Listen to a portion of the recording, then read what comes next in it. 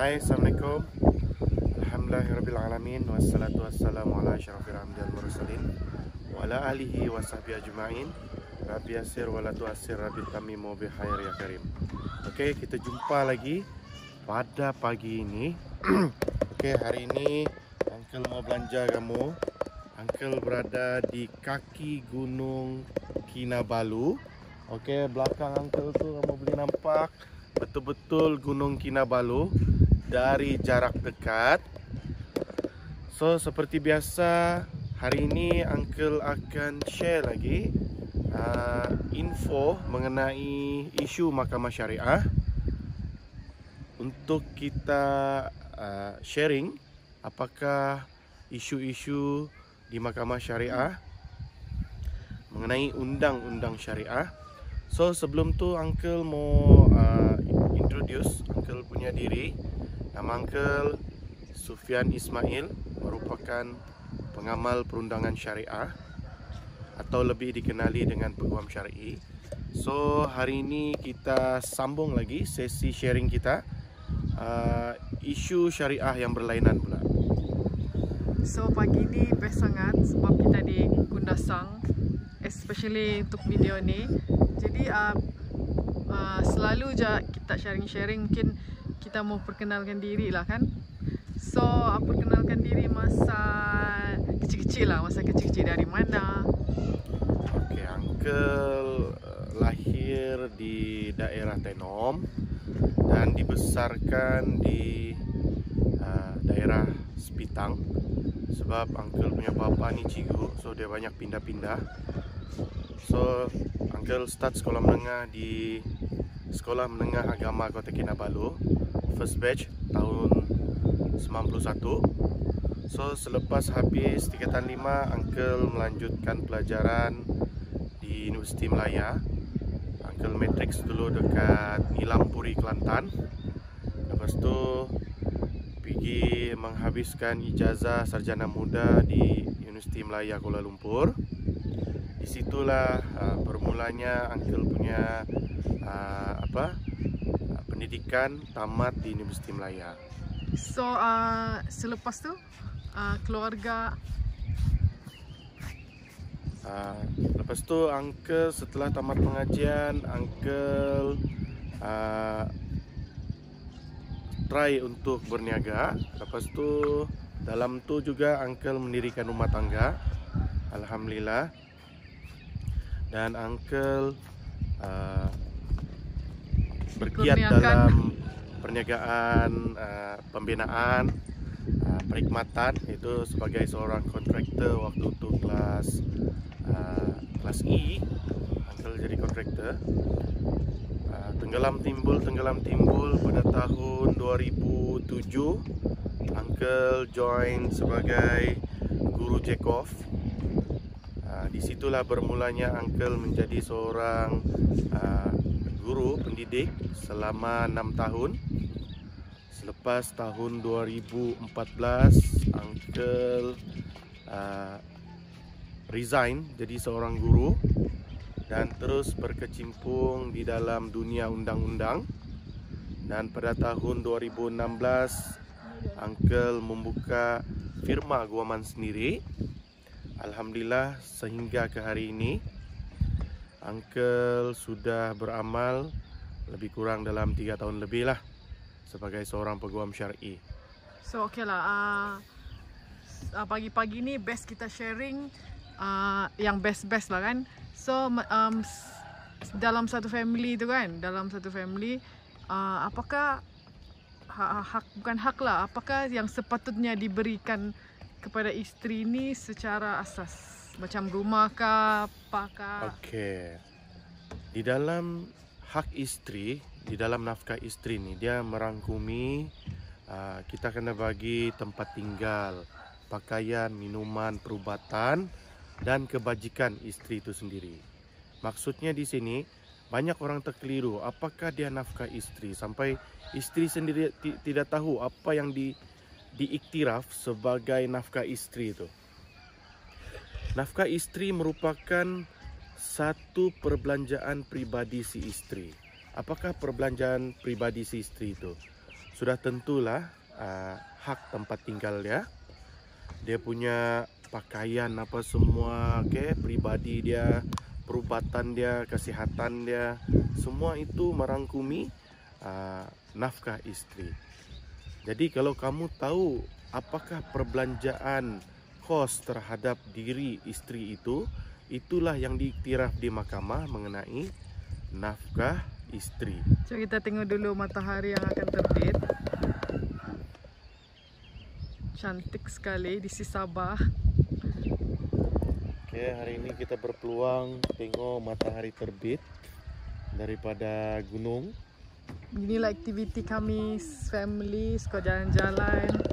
So kita sambung. Ramai pasangan yang baru kahwin kan, dorang tak faham ni pasal nafkah, apalagi kalau isteri yang bekerja ni, yang pegawai-pegawai. Okey. Nafkah isteri ini merupakan satu perkara wajib yang perlu dilunaskan oleh seorang suami. Jadi sebelum si isteri itu membuat satu tuntutan di mahkamah, bermaksud nafkah istri itu belum ditentukan kadarnya. Dan kadar yang sepatutnya diberikan oleh seorang suami adalah berdasarkan kemampuan dan keperluan si istri. Jadi masalah kemampuan dengan keperluan si istri ini dia perlu selari. Kadang-kadang ada yang ambil kesempatan, dia cakap gaji saya kecil, so saya bagi kau nafkah 100 sahaja. Kita macam gini lah. Kadang-kadang oleh kerana dia isteri kita tu, banyak suami-suami ini dia bagi nafkah macam yang tidak sepatutnya. Macam manakah nafkah yang sepatutnya? Kita mengambil kira gaji seorang pembantu rumah.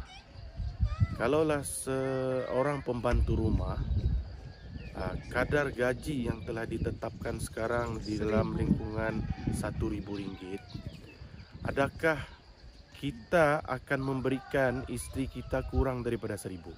Itu persoalannya. Sebab sekarang ini di dalam mahkamah syariah tidak ada satu kadar spesifik yang telah ditetapkan oleh undang-undang berapakah kadar nafkah isteri yang sepatutnya dibayar.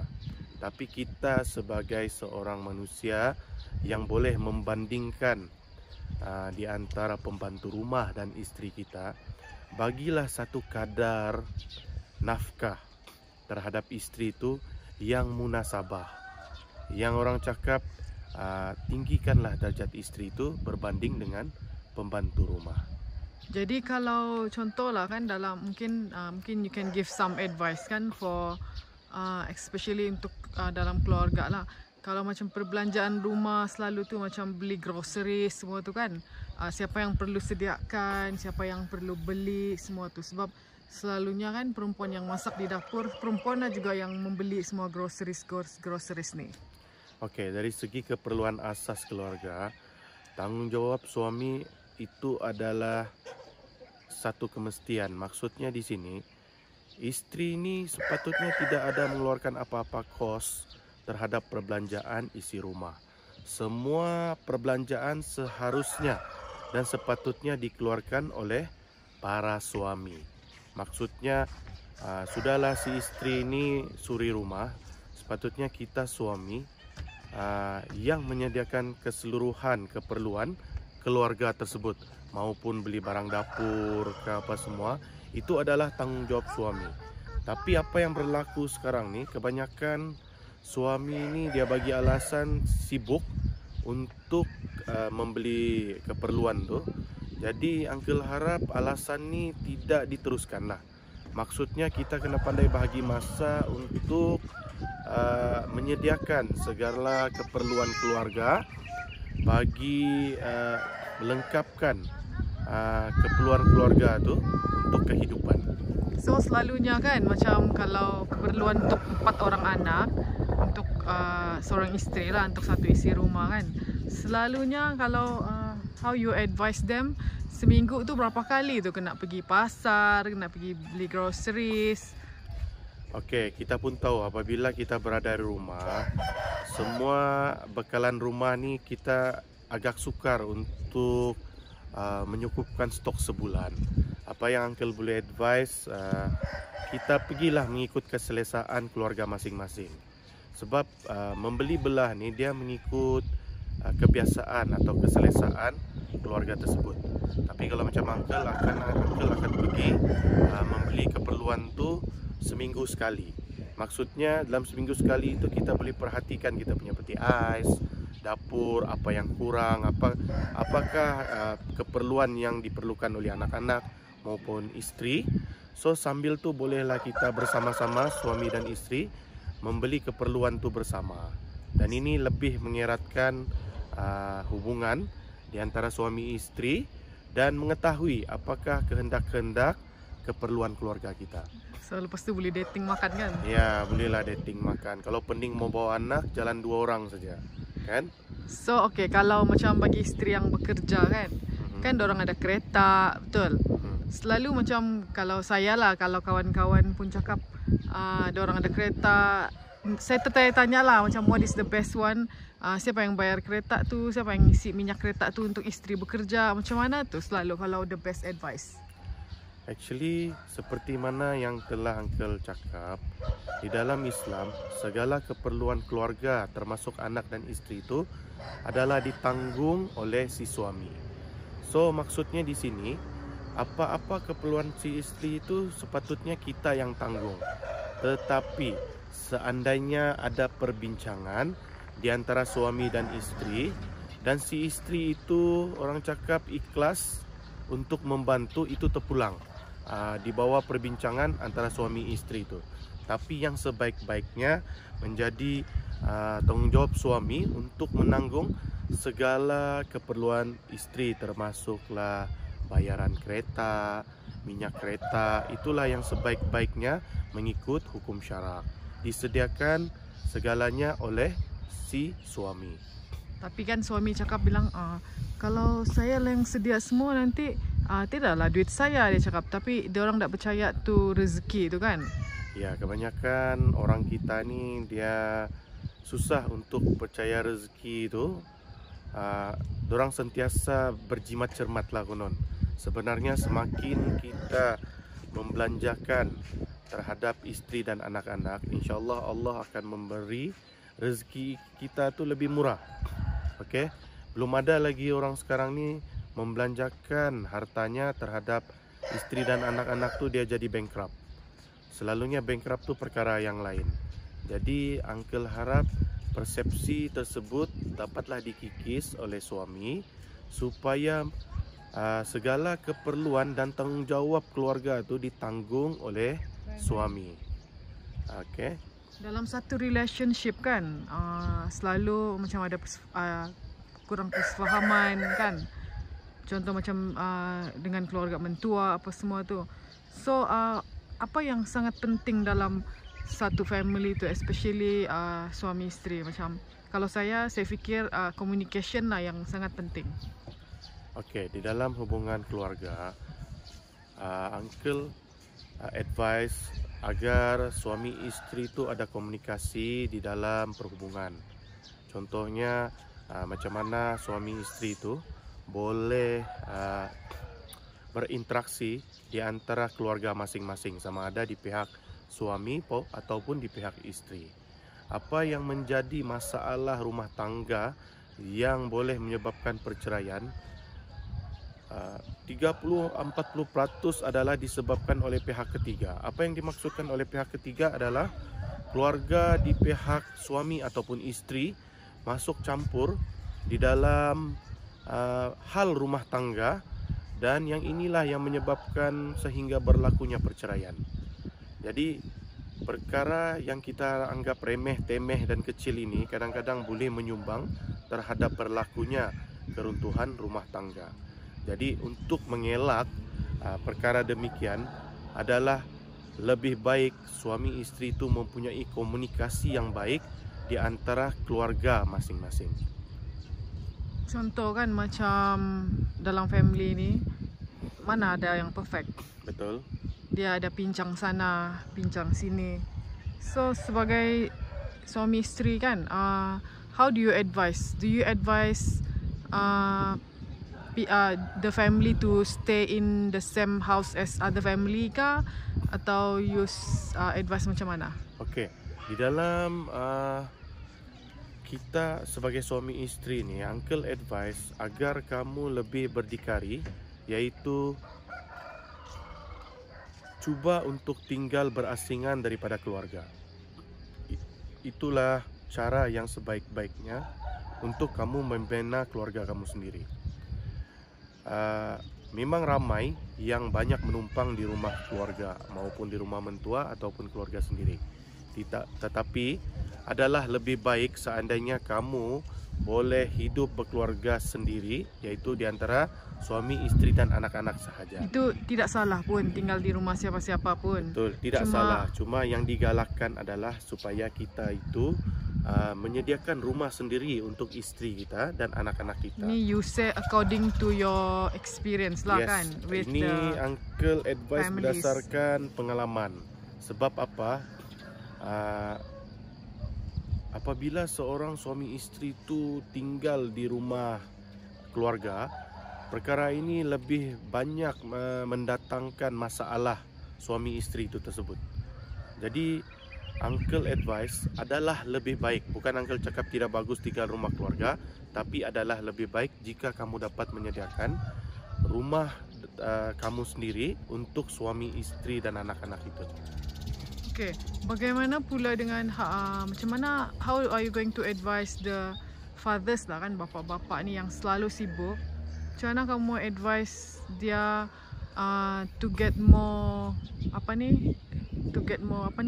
rapport lah, lebih rapat dengan isteri dan anak tu dari segi keagamaan, religious? Okay, kita sebenarnya di dalam rumah tangga ni, dia bermula dengan perkara basic. Apakah perkara basic yang perlu kita kuatkan? Iaitu solat. Apabila kita ini seorang yang menjaga solat 5 waktu, dan solat 5 waktu tu dijaga dari segi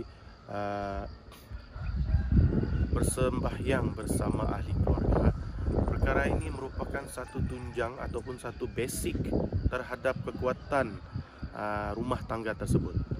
Jadi uncle advice, perkara basic inilah yang pertama sekali diutamakan oleh para suami maupun isteri dan anak-anak.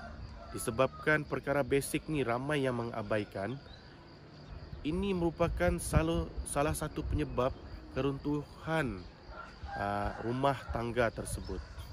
Jadi uncle harap bagi mereka yang masih belum memulakan untuk solat 5 waktu, bolehlah setelah mendengar video uncle ni memulakan untuk berjinak-jinak dalam melakukan solat. Berjinak-jinak ah? Sebab banyak orang ni yang bagi alasan, apa guna sembahyang kalau tidak ikhlas?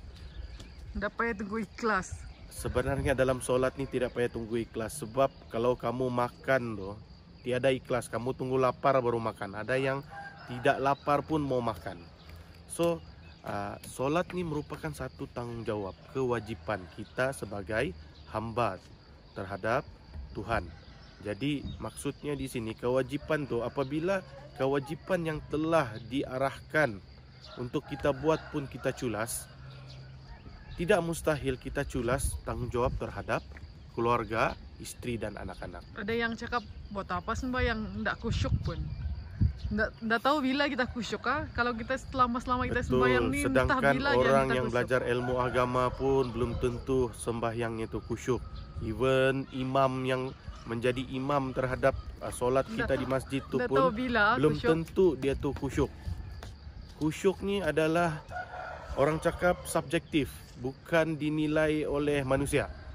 Jadi solatlah kamu seperti mana yang telah difirmankan oleh Allah Subhanahu Wa Taala, agar perkara basic ini boleh menjamin kegembiraan ataupun kebahagiaan satu rumah tangga tersebut. Okay, so kita ceritalah pasal harta lah, kan. Okay. Kalau pagi-pagi ni best kita cerita pasal harta, dia lebih general, semua orang boleh tahu. So apa yang kita boleh share pasal harta ni?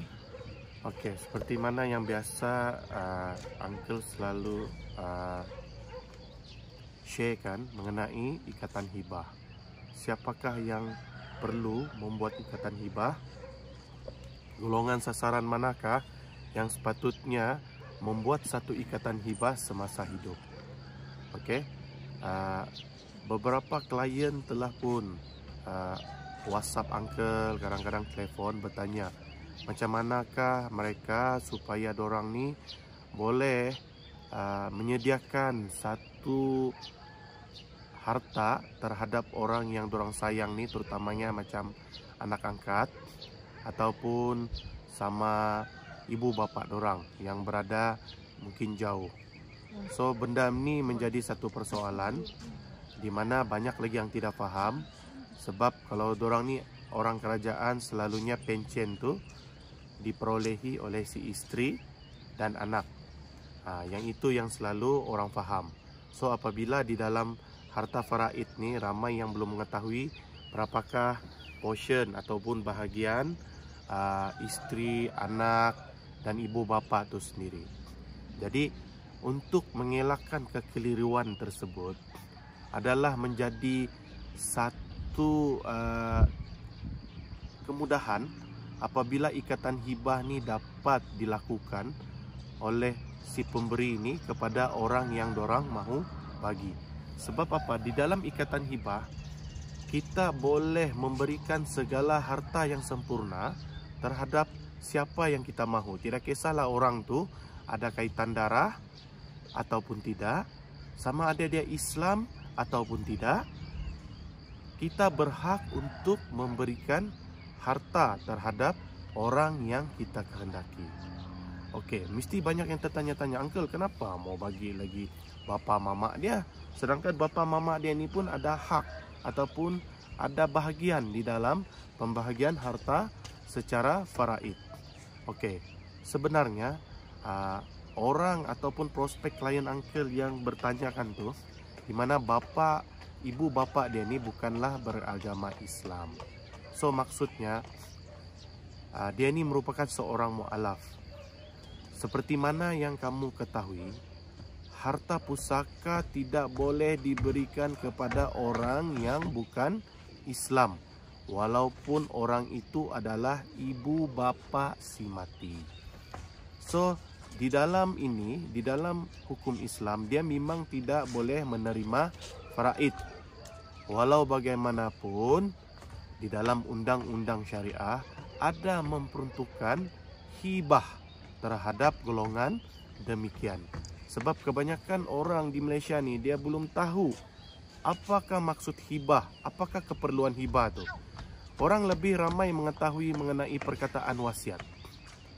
Jadi apabila orang tidak faham atau tidak tahu mengenai hibah ni, sebab itulah kurangnya kesedaran terhadap betapa pentingnya membuat ikatan hibah semasa hidup bagi merancang harta yang hendak diberikan terhadap orang yang kita kasihi. So, di dalam video ini Uncle mau offer kepada semua follower Uncle maupun keluarga Islam Sabah agar mengambil peluang untuk mendapatkan informasi ataupun e-book secara percuma daripada Uncle, untuk kamu lebih faham apakah beza wasiat dan apakah bezanya hibah di antara wasiat dan hibah, dan apakah keperluan, siapakah yang semestinya membuat ikatan hibah semasa hidup. So mungkin boleh sharing pasal ikatan hibah yang apa ni, yang baru-baru kamu ada handle kah? Okey, Uncle ada sudah buat kes ikatan hibah ni, beberapa kes di mana kes yang mungkin boleh sharing dia punya golongan-golongan. Okay. Golongan yang buat hibah ni kebanyakannya golongan yang berkeperluan tinggi terhadap merancang harta tersebut semasa hidup. Apakah golongan tersebut? Okey. Golongan yang pertama ni di mana mereka ni tidak mempunyai anak lelaki. Okey. So kenapa orang yang tidak punya anak lelaki ini perlu membuat ikatan hibah? Okey. Di dalam faraid, apabila seseorang itu tidak mempunyai anak lelaki, dia hanya mempunyai anak perempuan. Apabila ayah dia sudah meninggal dunia, so hak faraid itu akan naik kepada adik-beradik si pemberi itu tersebut. So macam mana pula yang anak angkat ni? Macam mana kalau yang ada anak angkat? Okey, orang yang ada anak angkat ni, dia perlu membuat ikatan hibah. Dia definitely memang tak boleh mewariskan harta kan? Orang yang tidak ada kaitan darah seperti anak angkat ni, dia tidak akan mendapat bahagian di dalam, Confirm lah. confirm tidak akan mendapat harta pusaka. Dalam faraid pun dia tidak akan dapat apa-apa bahagian di dalam harta tersebut. Jadi ikatan hibah inilah yang membantu agar anak yang dipelihara daripada kecil ini akan mendapat bahagiannya apabila kita sudah meninggal dunia. So bagi yang orang ada anak angkat ni, Bagi orang yang ada anak angkat ni, ikatan hibah merupakan satu perkara yang perlu dan mesti bagi mereka seandainya mereka ni berhajat untuk memberikan harta, sebagian harta tersebut kepada anak angkat ni apabila dia sudah meninggal dunia. tak payahlah argue kenapa dia tak boleh dapat, kenapa dia berbintikan macam mana. Ya, di dalam tak payah ikatan argue semua tu. hibah, dia apabila harta tu sudah dibuat ikatan hibah, maksudnya apabila berlakunya kematian, harta tersebut tidak akan menjadi harta pusaka. Dia akan menjadi harta hibah. Maksud harta hibah ni, harta yang sudah dirancang untuk kepada siapa diberikan apabila berlakunya kematian. Okay, satu lagi kes kita mau share pasal mereka yang ada anak special ni. Yes. Yang baru-baru ini pun ada beberapa klien yang datang untuk membuat ikatan hibah disebabkan mereka ni mempunyai anak autism, dan ada juga klien yang datang disebabkan anak mereka ni dalam golongan sindrom Down, dan ada lagi yang datang tu disebabkan oleh anak mereka ni OKU. Mau diceritakan ni, asal saja anak yang ada kad OKU, mereka akan cuba merancang harta mereka dalam membuat ikatan hibah. Dia punya rasional dorang buat ni sebab nanti dorang bila dorang tiada, budak-budak ni susah mau meneruskan normal life lah. Yes, sebab apa? Kebanyakan golongan OKU ni, dorang ni memerlukan seorang guardian ataupun pemegang amanah yang dalam tempoh yang panjang. Ada kemungkinan pemegang amanah ni akan memegang amanah bagi melindungi golongan OKU ni mungkin sehingga seumur hidup. Jadi di dalam faraid, kita tidak ada portion lebih terhadap golongan tersebut, di mana perbezaan pembahagian tu hanya mengikut jantina anak-anak. Kalau anak lelaki dia akan dapat 2 bahagian, yang anak perempuan akan mendapat sebahagian. So maksudnya di sini, sedangkan kita mengetahui anak golongan OKU ni dia lebih memerlukan special care. Special care maksudnya kalau ada harta kita tu, dia ni adalah golongan yang perlu diberi lebih disebabkan oleh kekurangan kemampuannya untuk memperolehi harta tersebut. Jadi apabila kita merancang ikatan hibah ni, bolehlah kita merancang terhadap anak OKU ini untuk diperuntukkan harta yang lebih bagi bekalan mereka apabila kita sudah meninggal dunia. Okay, so bila kita macam contohlah ibu bapa tu ada rumah kan? Ya. So rumah tu dia bagi kepada anak yang special ni kan? Yes, apakah betul. rasional dia? Macam kalau saya fikir rasional dia ialah mustahil juga budak-budak seperti ini ada kemampuan untuk mempunyai rumah atau membeli rumah suatu hari nanti. Okey, apa Uncle mau share pengalaman juga. Ada beberapa klien Uncle tu dia mempunyai beberapa biji rumah, di mana dorang telah menghibahkan 2 buah rumah terhadap anak-anak mereka. Di dalam yang menghibahkan ini, di mana anak OKU ni telah dihibahkan sebuah rumah bagi kegunaan anak OKU tersebut. Mereka mengetahui bahawa anak OKU ni mungkin tidak akan tinggal bersorangan, di mana mereka telah merancang sebuah rumah tu diserahkan kepada OKU tersebut bagi mendapat manfaat. Orang yang menjadi pemegang amanah ni bolehlah menggunakan wang daripada manfaat sewaan rumah tersebut untuk dibelanjakan terhadap anak OKU tersebut. Actually kita ni sharing je, bukannya kita bukan mau tunjuk the way macam mana, tapi ini salah satu perancangan keluarga, macam mana perancangan harta tersebut dorang rancang di dalam ikatan hibah bagi memudahkan apabila berlakunya kematian. Anak OKU ni orang cakap adalah harta yang orang cakap boleh menjamin untuk dia meneruskan kelangsungan hidupnya. Bukannya mau memperkecilkan golongan mana, mana. Sebab apa? Kita tahu setiap manusia tu mempunyai beban kewangan yang berlainan. Apabila perancangan ini dirancang secara baik, hal ini dapat membantu orang yang hidup kemudian tersebut. Okay, so hari ini kita sudah sharing tadi tips untuk untuk rumah tangga lah, especially pasangan yang baru berkahwin kan. Lepas tu kita ada cerita sikit pasal hibah, ada beberapa kes yang sedang handle, kes anak angkat dengan orang yang ada anak kelainan upaya ni kan. So before we wrap up ini video untuk kali ini, what is your advice lah, ataupun what do you want to say to your follower? Okay, Uncle harap follower Uncle tidak boring untuk join Uncle punya every sesi video atau live. Kita sama-sama belajar apakah undang-undang syariah tu. Ya, sambil tengok video cantik. Sambil kita orang cakap kupi-kupi di rumah kan, santai-santai. Uncle pun orang cakap enjoy mau buat video ni di tempat yang berlainan. Hari ini Uncle berada di Kundasang. Okay. So sekarang jam berapa? Uncle ni pagi lah. Sekarang ni memang kita tengok matahari. Matahari terbenam. Baru terbit. Baru 6:30 ni sekarang ni. Okey. 6:30 pagi matahari sudah terang. Lebih kurang lah. Inilah keadaan di Kundasang Ranau. Inilah aktiviti kami satu family. Kami suka jalan. Okey.